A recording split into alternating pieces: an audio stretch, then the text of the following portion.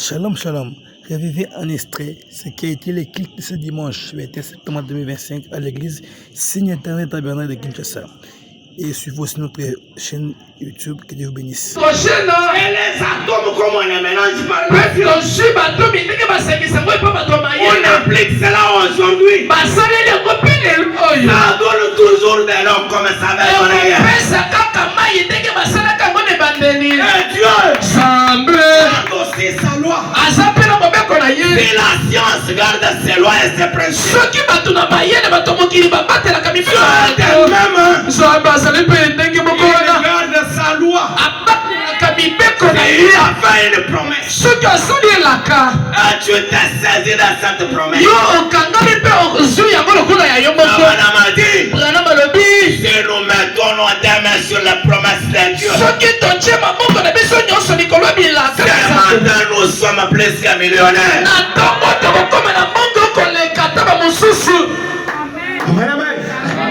Si nous mettons nos deux mains sur la promesse infaillible de Dieu puissant, nous sommes plus que millionnaires, plus que vainqueurs. Amen. Acclamez pour le Seigneur. Je continue. Lorsqu'Abraham est arrivé à la montagne et que l'enfant lui a posé la question de savoir où est le sacrifice, Abraham est resté calme, la bouche fermée. Pourquoi? Parce qu'il n'avait pas la réponse. L'enfant sait que tout suit. Pour adorer, il faut qu'il y ait un animal à égorger. Mais cette fois-ci, il n'y a pas des animaux à égorger. Nous avons les feux, nous avons les bois. Il manque une chose. Abraham maîtrise dans son cœur, connaissant que les mêmes fils qui me posent la question, c'est lui le sacrifice. Il savait aussi que en aucune fois Dieu n'a jamais demandé le sacrifice. Il savait que Dieu frayerait toujours une fois. Est-ce que tu crois que dans ton problème ce matin, il y a un Dieu qui peut frayer une voie? Il fraye la voie là où il n'y en a pas. Lorsque Dieu rencontre Moïse à la fournaise ardente, il dit à Moïse, tu dois aller là-bas en Égypte. Abraham a dit au même instant, Moïse n'a pas douté. Il a commencé à poser des questions pour s'assurer que c'était Dieu. Une fois qu'il a saisi que c'était Dieu,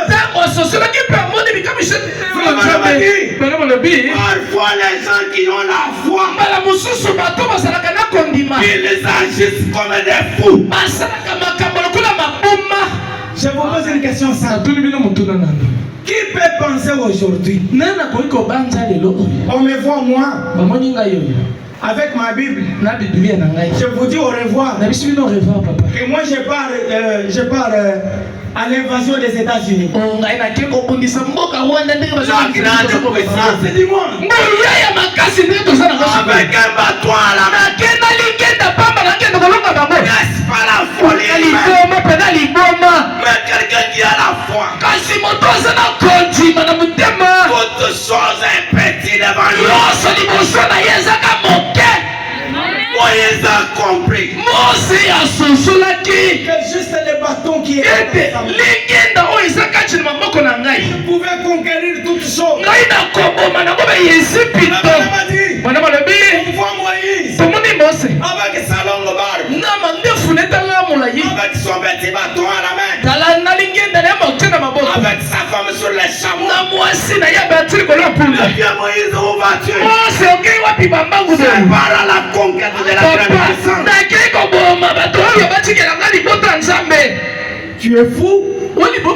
Les États-Unis, avec les armes qu'ils possèdent, or à l'époque, c'était l'Égypte de la grande puissance. Mais il part à la conquête.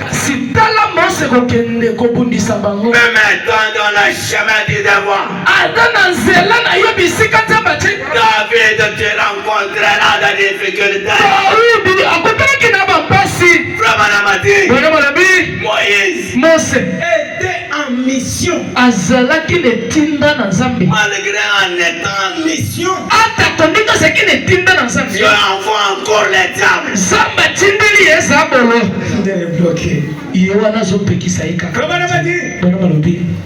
Quitter en Égypte jusqu'à la terre promise, il y avait un petit court chemin. Dieu a voulu les faire passer par le désert pour t'amuser, pour ses caractères. Le problème là n'est pas grand. C'est qui est là. Mais il va s'assurer. Et mettre la nuit pour bénéficier de sa beauté. Amen. Ton problème n'est pas grand.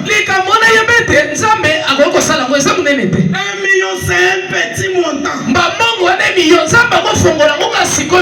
Dieu va s'assurer après avoir donné 5 millions, la guérison c'est un petit problème. Mais Dieu va s'assurer qu'après avoir guéri, tu viendras à l'église. Ta souffrance est un petit problème. Dieu va s'assurer de ta fidélité à la parole. Parce que quand Dieu est béni, c'est fini. Amen. C'est ce que je vais te communiquer. Augmente ta foi. Reste fidèle. Accroche-toi à la parole. Il n'y a pas une vie sans bénédiction.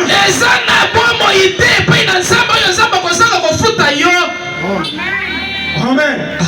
Je ne crois pas au hasard. Tu n'es pas ici ce matin par hasard.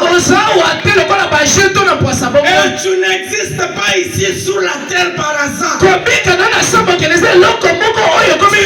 laisser les traces sur la terre. Tu dois laisser des mémorials.